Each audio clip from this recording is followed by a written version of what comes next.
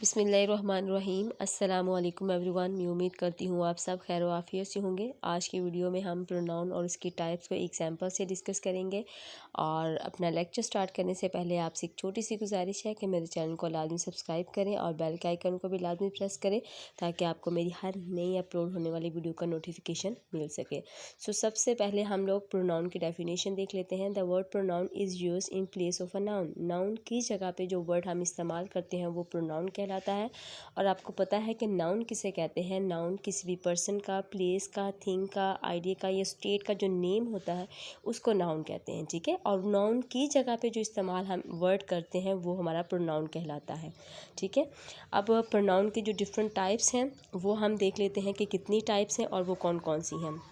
तो प्रोनाउन की जो है वो 10 टाइप्स हैं।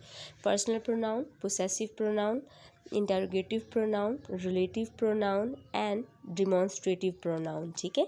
और जो 6 नंबर पे हमारे पास टाइप है वो है indefinite pronoun, 7th reciprocal pronoun, then reflexive pronoun, intensive pronoun and the last one is distributive pronoun. तो ये 10 टाइप्स हैं प्रोनाउन के जिनको हम एग्जाम्पल से वन बाय वन डिस्कस करेंगे, ठीक है।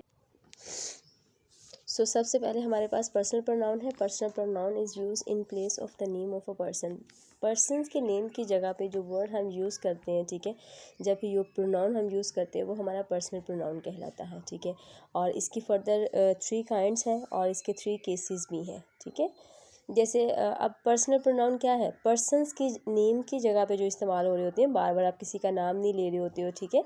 तो आप उसको क्या करते हो, आप कहते हो ही, शी, तो वो सारे आपके पर्सनल प्रोनाउन कहलाते हैं। अब 3 काइंड कौन सी हैं, फर्स्ट पर्सन 3 काइंड कौन सी हैं, first person, second person, third person. First person में हमारे पास आ जाते हैं I, we, me, my, us, our and mine. और सेकंड पर्सन में हमारे पास आ जाते हैं you, your and yours. Third person में हमारे पास आ जाते हैं he, she, they, him, her, his and their. तो ये हमारे क्या है, 3 काइंड्स हैं पर्सनल प्रोनाउंस की, ठीक है। तो पर्सनल प्रोनाउन में आपने याद रखना है कि फर्स्ट पर्सन, सेकंड पर्सन और थर्ड पर्सन होते हैं। नेक्स्ट हमारे पास है पर्सनल प्रोनाउन की 3 केसेस है। सबसे पहले केस जो हमारे पास है वो सब्जेक्टिव केस है, फिर ऑब्जेक्टिव केस है, फिर पोसेसिव केस है। तो आपने इसको इस तरह से याद रखना है कि जो सब्जेक्टिव है केस उसमें ये है कि आपका जो प्रोनाउन होगा वो काम कर रहा होगा। ऑब्जेक्टिव केस में क्या होगा कि आपका प्रोनाउन जो होगा वो रिसीव कर रहा होगा, ठीक है। और जो पोसेसिव केस होगा उसमें आपका प्रोनाउन जो है वो पोसेशन को या ऑनरशिप को शो कर रहा होगा, ठीक है। तो सब्जेक्टिव केसेस में हमारे पास जो प्रोनाउन है वो है I, we, you, he, she, it and they. तो ये हमारे सब्जेक्टिव केसेस में इस्तेमाल होने वाले जो है वो पर्सनल प्रोनाउंस हैं। ऑब्जेक्टिव केसेस में इस्तेमाल होने वाले कौन से हैं, me, us, you, him, her, it and them. Possessive case में इस्तेमाल होने वाले हमारे पास जो पर्सनल प्रोनाउंस हैं वो 2 तरह के हैं। फर्स्ट में हमारे पास है I, my, our, your, his, her, its and their. और जो दूसरी टाइप के हमारे पास पोसेसिव केसेस में इस्तेमाल होने वाले पर्सनल प्रोनाउंस हैं वो हैं mine, ours, yours, his, hers, its and theirs. तो ये 3 केसेस हैं जो आपने याद रखनी है जो पर्सनल प्रोनाउंस की होती हैं। सेकंड नंबर पे हमारे पास है possessive pronoun. Possessive pronouns are use to show possession और ऑनरशिप। ऑनरशिप को शो करवाने के लिए या पोसेशन को शो करवाने के लिए जितने भी प्रोनाउन यूज़ किए जाते हैं वो हमारे पोसेसिव प्रोनाउंस कहलाते हैं, जिसमें mine, yours and hers, his, ours, theirs and its ये सारे इस्तेमाल होते हैं, ठीक है। अगर हम एग्जांपल देखें सेंटेंस में, दिस कैमरा इज़ माइन, तो यहाँ पे माइन आपका प्रोनाउन पोसेशन को शो करवा रहा है कि ये कैमरा मेरा है, ठीक है। तो यहाँ पे माइन आपका पोसेसिव प्रोनाउन है। सेकंड एग्जांपल है दैट हाउस इज़ योर्स, कि वो घर तुम्हारा है। तो यहाँ पे योर्स जो है वो आपका पोसेसिव प्रोनाउन है जो पोसेशन को शो करवा रहा है, ठीक है। तो पोसेशन को शो करवाने के लिए जितने भी प्रोनाउन यूज़ होते हैं वो आपके पोसेसिव प्रोनाउंस कहलाते हैं। Next we have interrogative pronoun. An interrogative pronoun is use to ask a question. Question पूछने के लिए इंटरोगेटिव प्रोनाउन को यूज़ किया जाता है, ठीक है। और इंटरोगेटिव प्रोनाउंस में शामिल कौन से हैं, which, who, whose, whom, what, when, where, how and why. ये हमारे इंटरोगेटिव प्रोनाउंस हैं। एग्जांपल दे लेते हैं सेंटेंसेस में, who is sitting in the room, ठीक है। तो यहाँ पे हु, यहाँ पे क्या है, आप उसको who co as uh pronoun के तौर पे यूज़ कर रहे हो और क्वेश्चन पूछने के लिए यूज़ कर रहे हो जहाँ पे, ठीक है। मतलब कमरे में कौन बैठा हुआ है, तो यहाँ पे हु आपका इंटरोगेटिव प्रोनाउन है। Whose book is lying there, यहाँ किसकी किताब पड़ी हुई है, तो किसकी किताब, हुज बुक, यहाँ पे जो हुज आया है, ठीक है। तो ये भी क्या है, इंटरोगेटिव आपका प्रोनाउन है, हुज बुक। तो हुज बुक आपका इंटरोगेटिव प्रोनाउन है यहाँ पे। तो ये आपने याद रखना है कि जितने भी हमारे क्वेश्चंस बनाने के लिए जो एलिमेंट्स यूज़ किए जाते हैं वही एलिमेंट्स आपके यहाँ पे इंटरोगेटिव प्रोनाउन जो है वो कहलाते हैं। फोर्थ नंबर पे हमारे पास है रिलेटिव प्रोनाउन, जैसे कि नाम से क्लियर है कि रिलेट करना, जोड़ना, ठीक है। तो ये रिलेटिव प्रोनाउन जो है वो किसको किसके साथ रिलेट करता है, ठीक है। तो relative pronoun is use to relate noun और प्रोनाउन ऑलरेडी मेंशन, मतलब कि जिस नाउन का या प्रोनाउन का पहले जिक्र हो चुका है उसको रिलेट करता है, ठीक है। आप it serves the purpose of both a pronoun and a conjunction. तो अगर आप एक सेंटेंस देखेंगे तो सेंटेंस में देखेंगे कि जिसको आप रिलेटिव प्रोनाउन कह रहे हो एट द सेम टाइम वो कंजंक्शन भी है। तो आपने याद रखना है कि रिलेटिव प्रोनाउन प्रोनाउन के तौर पे भी वर्क करता है और एज अ कंजंक्शन के तौर पे भी जो है वो वर्क करता है, ठीक है। इसको आपने याद रखना है। अब हमारे रिलेटिव प्रोनाउन कौन से हैं, which, who, whose, whom, that, as and but, ये हमारे रिलेटिव प्रोनाउंस हैं। अब एग्जांपल देख लेते हैं। I met the man, I met the man, मैं उस आदमी से मिला। Whom I do not know, जिसको मैं नहीं जानता था, whom I do not know. तो यहाँ पे होम जो है ये आपका रिलेट कर रहा है, ठीक है। मतलब कि ये आपका क्या है, प्रोनाउन है, कंजंक्शन है और रिलेट कर रहा है किसको, मैन को, जिसका जिक्र पहले हो चुका है, ठीक है। उसका जिक्र कर रहा है, बाद में आने वाली फ्रेज के साथ उसको रिलेट कर रहा है, ठीक है।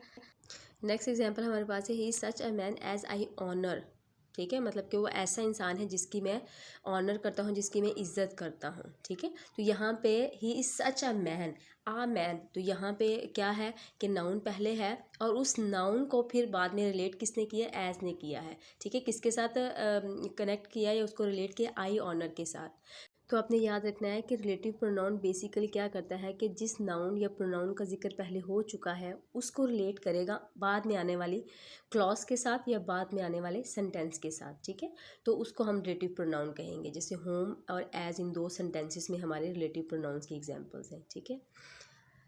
फिफ्थ नंबर पे हमारे पास है डिमॉन्स्ट्रेटिव प्रोनाउन, डिमॉन्स्ट्रेट करना, ठीक है, पॉइंट आउट करना किसी चीज़ की तरफ या किसी पर्सन्स की तरफ, ठीक है। अब यहाँ पे क्या है कि जो आफ्टर वर्ड्स है, मतलब कि बाद में आने वाले जितने भी पर्सन्स होंगे या थिंग्स होंगी उनकी तरफ जो पॉइंट आउट करने के लिए आप जो है प्रोनाउन यूज़ करते हो उनको हम डिमॉन्स्ट्रेटिव प्रोनाउन कहते हैं। जैसे this, that, these and those, तो ये हमारे 4 डिमॉन्स्ट्रेटिव प्रोनाउंस हैं जिनको हम यूज़ करते हैं। तो यहाँ पे एग्जांपल देखें, दिस इज़ माई बैग। तो इस सेंटेंस में जो दिस है ये आपका डिमॉन्स्ट्रेटिव प्रोनाउन है, ये पास पड़ी हुई चीज़ की तरफ पॉइंट आउट करने के लिए आप इसको यूज़ कर रहे हो, ठीक है। नेक्स्ट एग्जांपल है, डेट इज़ योर बुक। तो यहाँ पे वो तुम्हारी बुक है, तो ये भी क्या है, ये भी डिमॉन्स्ट्रेटिव प्रोनाउन है कि जो चीज़ थोड़ी सी दूर पड़ी है आप उसको पॉइंट आउट करने के लिए जो है वो जो प्रोनाउन यूज़ कर रहे हो वो भी आपका क्या कहलाएगा, डिमॉन्स्ट्रेटिव प्रोनाउन कहलाएगा। लेकिन एक चीज़ का आपने ध्यान रखना है कि डिमॉन्स्ट्रेटिव प्रोनाउन को हम लोग जो है वो डिमॉन्स्ट्रेटिव एडजेक्टिव भी जो है वो कहते हैं और इसमें थोड़ा सा आपको डिफ्रेंशिएट करना पड़ता है। दिस बैग इज़ माइन, ये बैग मेरा है। तो यहाँ पे क्या है, दिस बैग। अब यहाँ पे दिस इस्तेमाल कब हो रहा है, एक नाउन से पहले इस्तेमाल हो रहा था और आपको पता है कि अगर नाउन से पहले कोई वर्ड इस्तेमाल हो रहा है और वो नाउन के बारे में हमें मज़ीद इन्फॉर्म कर रहा होता है तो वो हमारा क्या कहलाता है, एडजेक्टिव कहलाता है। तो ठीक है, तो ये एक लिहाज से अगर हम देखें तो वो हमें क्या कर रहा है कि दिस बैग इज़ माइन, यहाँ पे थोड़ी सी चेंज हो गई है। दिस और बैग के दरमियान का जो रिलेशन था, ठीक है, मतलब शुरू में क्या था, this is my bag, this exactly जो है वो फ़ौरन बैग के शुरू में इस्तेमाल नहीं हो रहा था, बैग बाद में आ रहा है, दरमियान में कुछ वर्ड्स आ रहे हैं, तो ये हमारे डिमॉन्स्ट्रेटिव प्रोनाउन थे।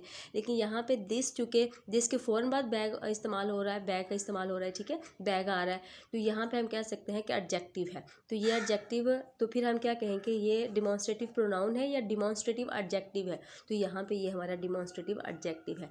दूसरी फॉर एग्जांपल हमारे पास है 4th नंबर पे, that book is your, that book. तो यहाँ पे फिर वही एडजेक्टिव वाला सीन आ गया कि बुक के बारे में हमें थोड़ी सी ज़्यादा पता चल रहा है कि ये बुक या वो बुक, ठीक है, किसकी है।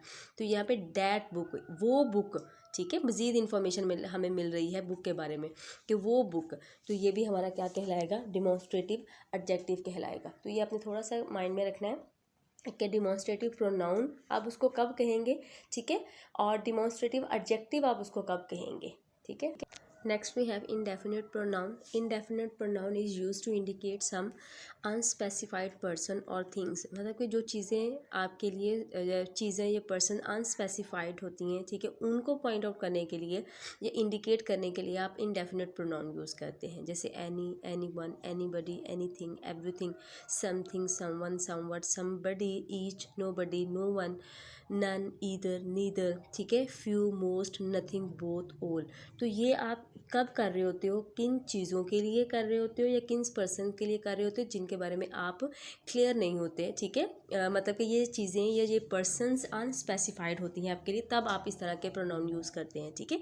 इसलिए इसको कहा गया है कि ये इनडेफिनेट होते हैं।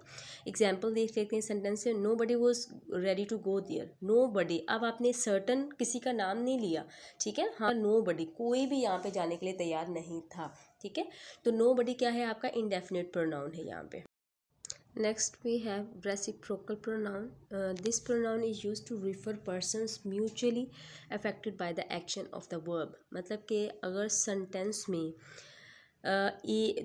मतलब दो या दो से ज़्यादा पर्सनस हैं और वो वर्ब के एक्शन से इक्वली अफेक्ट हो रहे हैं, ठीक है, तो उनके लिए जो प्रोनाउन यूज़ हुआ है वो आपका रेसिप्रोकल प्रोनाउन कहलाएगा, ठीक है, और वो दो ही हैं, each other and one another. तो ये आपके दो रेसिप्रोकल प्रोनाउंस हैं।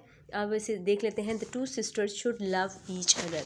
तो यहाँ पे दो सिस्टर्स की बात हो रही है, ठीक है, दो या दो से ज़्यादा के लिए जो है वो हमने कहना है कि रेसिप्रोकल प्रोनाउन को यूज़ किया जाता है। जब दो का जिक्र होगा तब हम ईच अदर यूज़ करेंगे, जब दो से ज़्यादा का जिक्र होगा, ठीक है, तब हम वन एनदर यूज़ करेंगे। तो यहाँ पे क्या है कि दोनों को ही एक दूसरे से प्यार करना चाहिए। तो यहाँ पे जो एक्शन है लव का, ठीक है, वो दोनों को इक्वली अफेक्ट कर रहा है, ठीक है, तो इसलिए यहाँ पे ईच अदर आ गया। उसके बाद है we should respect one another, हम एक दूसरे की रिस्पेक्ट करनी चाहिए। तो यहाँ पे क्या है, वन एनदर, मतलब दो से ज़्यादा की बात हो रही है, तो यहाँ पे हम क्या करेंगे, यहाँ पे हम वन एनदर लगाएंगे, और जितने भी वहाँ पे वन एनदर में आ जाएगा कि जितने भी हम लोग हैं, वी से मुराद है कि हम लोग जितने भी हैं, वो चाहे दो हैं या दो से ज़्यादा हैं, तो वो इक्वली ही जो है वो एक्शन के जो वर्ब का एक्शन है उससे अफेक्ट हो रहे होते हैं म्यूचुअली, ठीक है, इसलिए हम उसको क्या कहेंगे कि ये दोनों रेसिप्रोकल प्रोनाउंस हैं।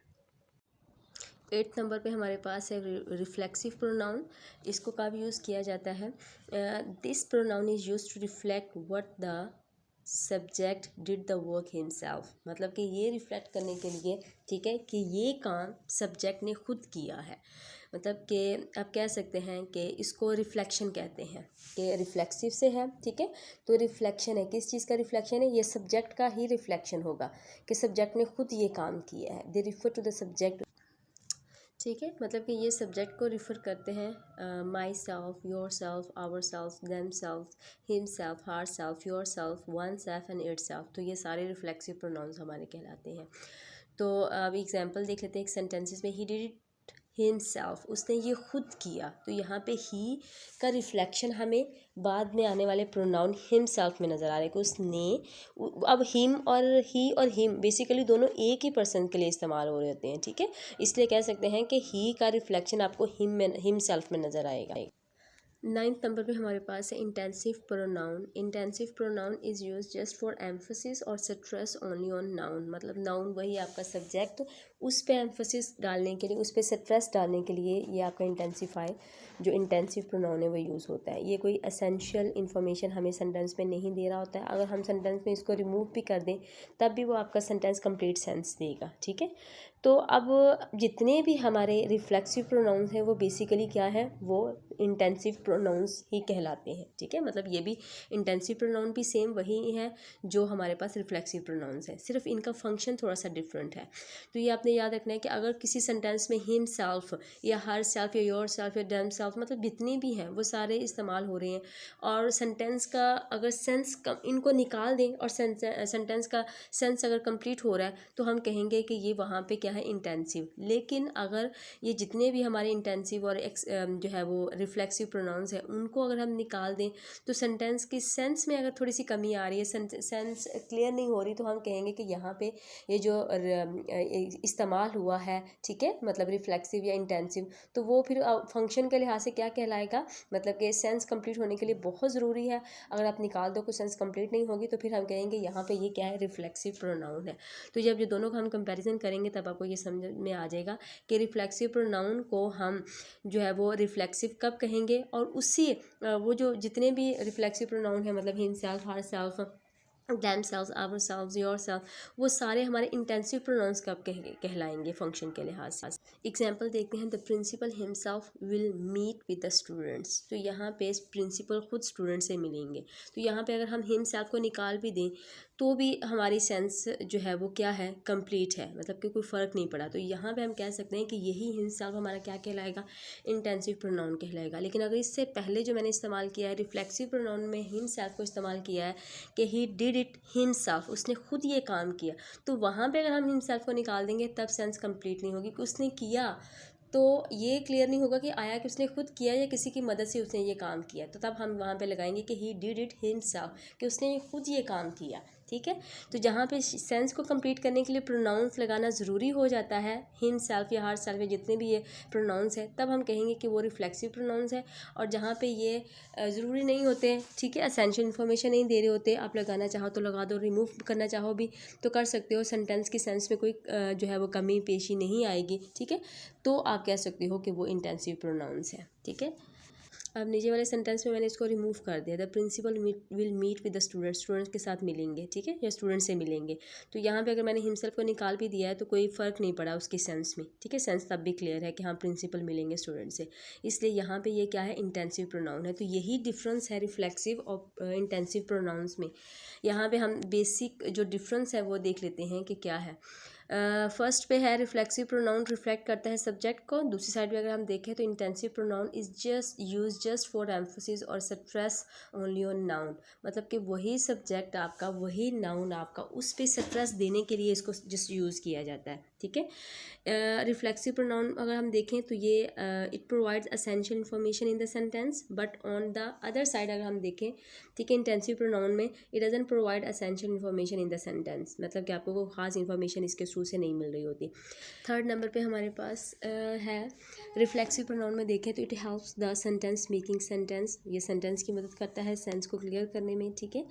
और अगर हम इंटेंसिव प्रोनाउन में देखें थर्ड नंबर पे, the sentence will give you complete sense even we remove the intensive pronoun, अगर हम रिमूव भी कर दें उसको तब भी वो आपको कंप्लीट सेंस देगा, ठीक है। फोर्थ नंबर पे है it can be a direct or indirect object in the sentence, sentence में वो जो हिम सेल्फ या हर सेल्फ या दैम सेल्फ जो भी आ रहा है, ठीक है, वो या तो डायरेक्ट ऑब्जेक्ट होगा या इनडायरेक्ट ऑब्जेक्ट हो सकता है, ठीक है। लेकिन अगर हम यहाँ पे देखें इंटेंसिव प्रोनाउन में देखें तो it is use as an subject intensified के तौर पे इस्तेमाल हो रहा होता है, ठीक है। मतलब कि यहाँ पे ये डायरेक्ट ऑब्जेक्ट या इनडायरेक्ट ऑब्जेक्ट के सेंस में इस्तेमाल नहीं हो रहा होता, बल्कि इसका मतलब सिर्फ ये होता है कि सब्जेक्ट को इंटेंसिफाई करें, उस पर स्ट्रेस देने के लिए उसको इस्तेमाल वो कर रहा होता है, ठीक है, मतलब इस्तेमाल हो रहा होता है वहाँ पे। यहाँ पे प्लेस में देख लेते हैं कि सेंटेंस में किस जगह पे अगर रिफ्लेक्सिव कोई ऐसा प्रोनाउन आ रहा है तो वो रिफ्लेक्सिव कब कहलाएगा और इंटेंसिव कब कहलाएगा। It is used after a verb, तो आपने देखना है कि रिफ्लेक्सिव हमेशा वर्ब के बाद इस्तेमाल होगा, ठीक है। और जो अगर हम इंटेंसिव की बात करें तो it is use right after the noun और प्रोनाउन बट नॉट नेसेसरली, लेकिन ये ज़रूरी नहीं है कि हर मरतबा आपको नाउन या प्रोनाउन के फ़ौरन बाद ही आपको इंटेंसिव प्रोनाउन मिले, ठीक है, उसकी प्लेस जो है वो आगे पीछे हो सकती है, आपको हो सकता है आपको एंड पे मिले, ठीक है। तो ये आपने याद रखना है। अब एग्जाम्पल देख लेते हैं, Ali boat himself a watch for his birthday, Ali ने खुद जो है वो उसकी बर्थडे के लिए वॉच ख़रीदी। दूसरी एग्जांपल अगर हम देखें, अब यहाँ पे देखें ज़रा, अली बॉट हिमसेल्फ, मतलब बॉट पहले वर्ब आया, उसके बाद फिर रिफ्लेक्सिव प्रोनाउन आया है, ठीक है। और ये बता रहा है कि उसने खुद, ठीक है, किसी के साथ मिल के नहीं, बल्कि उसने खुद ये वॉच खरीदी है। एसेंशियल इन्फॉर्मेशन दे रहा है, आप सेंटेंस की जो एक सेंस है वो क्लियर हो रही है। इंटेंसिव प्रोनाउन में अगर हम देखें, the principal himself will meet with the students, principal खुद स्टूडेंट से मिलेंगे। तो यहाँ पे क्या है, द प्रिंसिपल मतलब कि ये जो आपका सब्जेक्ट है, आपका नाउन है, उसके फ़ौरन बाद आपका जो है वो ये प्रोनाउन यूज़ हो रहा है हिमसेल्फ, ठीक है। एक ये, और दूसरा ये कि अगर हम इसको रिमूव भी कर देते हैं तो भी सेंटेंस की जो सेंस है वो क्लियर रहती है, मतलब कि उसकी सेंस पे कोई फ़र्क नहीं पड़ता। The principal will meet with the student के साथ मिलेंगे, ठीक है। हिमसेल्फ अगर निकाल भी दिया तो भी सेंस क्लियर है। तो इन्हीं जो है हम कह सकते हैं कि जो इंटेंसिव और रिफ्लेक्सिव प्रोनाउंस बेसिकली सेम होते हैं, लेकिन जब ये सेंटेंस में इस्तेमाल होते हैं तो सिर्फ फंक्शन में डिफरेंस आता है, ठीक है। तो ये आपने समझना है कि कब वो ही आपका हिमसेल्फ या हरसेल्फ या जितने भी ये आपके प्रोनाउंस हैं इस तरह के, वो इंटेंसिव प्रोनाउन का आप कहलाएंगे और रिफ्लेक्सिव प्रोनाउन का आप कहलाएंगे। ये आपने उसके जो है वो क्या देखना है, फंक्शन को देख के आपने डिसाइड करना है। 10th नंबर पे हमारे पास है distributive pronoun, and this pronoun are use to refer to or more persons or things separately, ठीक है। मतलब कि दो या दो से ज़्यादा चीज़ों या हम कह सकते हैं पर्सनस को रिफ़र करने के लिए, लेकिन सेपरेटली, अलग अलग, ठीक है। तब हम इसको कह सकते हैं कि ये क्या कहलाएगा, डिस्ट्रीब्यूटिव प्रोनाउन कहलाता है। और वो कौन कौन से हैं, ईच, ईदर या नीदर। तो ये तीन हमारे डिस्ट्रीब्यूटिव प्रोनाउंस हैं। एग्जाम्पल देख लेते हैं, each girl got a prize, हर लड़की को प्राइज़ मिला, ठीक है, या उसने हासिल किया। तो यहाँ पे क्या है, यहाँ पे ईच से मुराद ये है कि हर एक को, मतलब सेपरेटली हमने उसको क्या किया है कि सेपरेटली हमने उसको डिवाइड किया है, ठीक है, हर एक को मिला है। Neither of my parents is a doctor, मतलब कि मेरे पेरेंट्स में से कोई भी डॉक्टर नहीं है। तो यहाँ पे भी मैंने क्या किया है, ना वो है ना वो है, मतलब ना तो मेरी मदर है और ना ही मेरे फादर है। तो either of the two books is mine, मतलब कि इन दो किताबों में से कोई एक मेरी है। Either of the two books is mine, मतलब इन दो किताबों में से एक मेरी है। तो यहाँ पे आपने याद रखना है कि चीज़ों को जब आप रिफ़र कर रहे होते हो, दो या दो से ज़्यादा चीज़ों को, तो आपने उसको सेपरेटली रिफ़र करना है, ठीक है। तो यहाँ पे आज का लेक्चर में हमारा एंड हुआ। अगर लेक्चर से रिलेटेड कोई भी क्वेश्चन आपके माइंड में है तो आप कमेंट बॉक्स में पूछ सकते हैं। और ठीक है, मेरे चैनल को लाजमी सब्सक्राइब करें और बेल के आइकन को भी लाजमी प्रेस करें।